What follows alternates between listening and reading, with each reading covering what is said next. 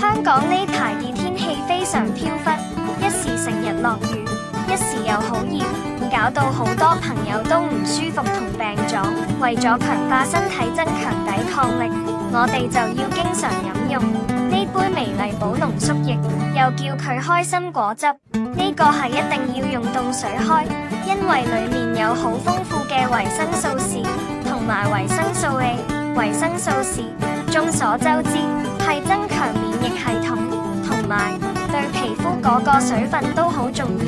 而維他命 A 對眼睛都會好好，所以紅蘿蔔含豐富對維他 A，就係對眼睛會好有幫助。而美麗寶濃縮液其實係對內傷恢復亦都好有幫助，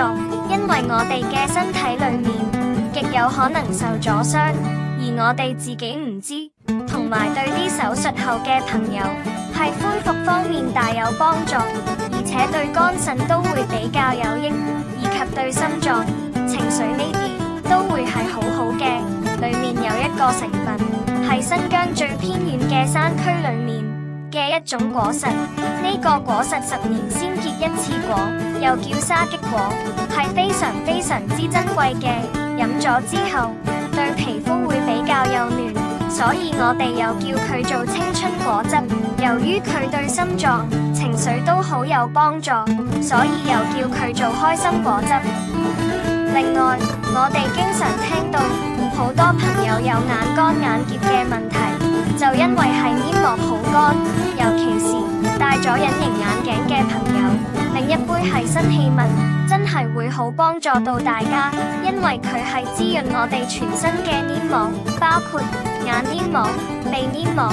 喉嚨黏膜、胸肺黏膜、皮膚嘅黏膜，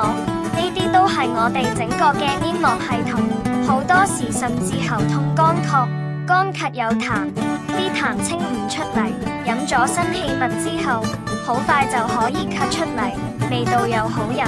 大人小朋友都中意，所以我哋經常飲用，就可以強化身體，增強抵抗力，日日都青春有活力。